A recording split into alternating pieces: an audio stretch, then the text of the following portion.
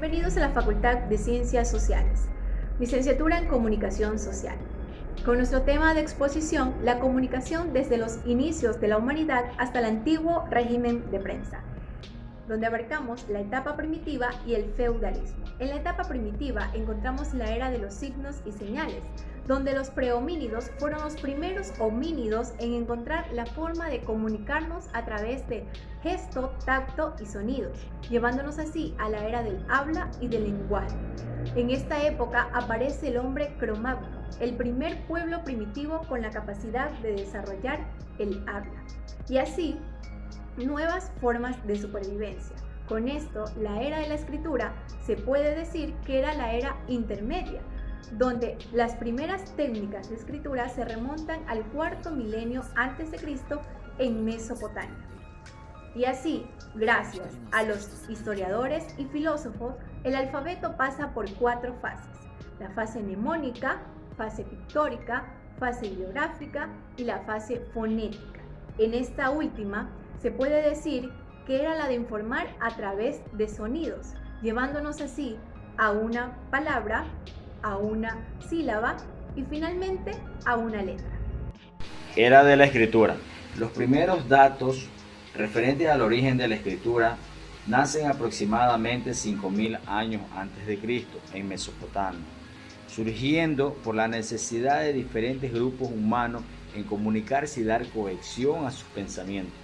Una vez perfeccionada la escritura, era urgente un soporte material que posibilite perennizar el mensaje para que el hombre pudiera plasmar sus ideas.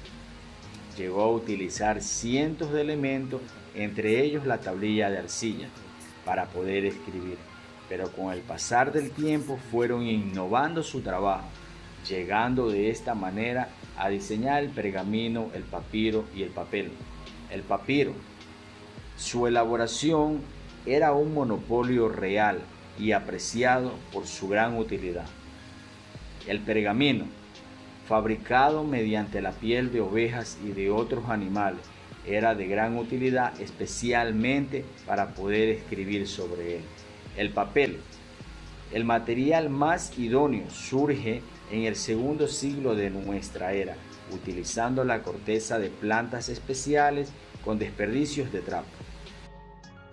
Alta y Baja Edad Media, la era medieval que se dividía en 2 fases, que los científicos nombraron como Alta Edad Media, la cual se desarrolló a partir del siglo V hasta el siglo XI, y la Baja Edad Media, que tuvo su auge a partir del siglo XI y se extendió hasta el siglo XV.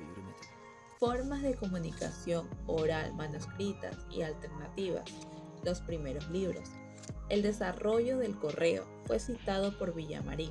El servicio de las noticias en la Baja Edad Media se da 2 fuerzas sociales, los dignatarios y los claustros universitarios. El manuscrito, el noticiero comercial manuscrito, fue fomentado para la propaganda política, periodismo escrito, ciencia y la independencia de un material realmente idóneo sobre el cual escribir. El Renacimiento y su legado comunicacional. El Renacimiento, conocido así también por su expresión como la puerta a la modernidad en el siglo XV y XVI, también coloca la razón por encima de la fe. Aparecen también las primeras empresas bancarias y comerciales. Comenzó en el norte de Italia y se extendió rápidamente por el resto de Europa, como las ciudades de Génova y Países Bajos como Ámsterdam y Lisboa de Portugal. El legado fue abandonado por el Renacimiento y se centró en el uso de la imprenta en el año 1440. También Gutenberg era conocido como el padre de la imprenta. El Nuevo Mundo. Una de las frases más emblemáticas del Nuevo Mundo era no y 1000 veces no. Una de las figuras emblemáticas, Fray Bartolomé de las Casas, quien defendía a los indios.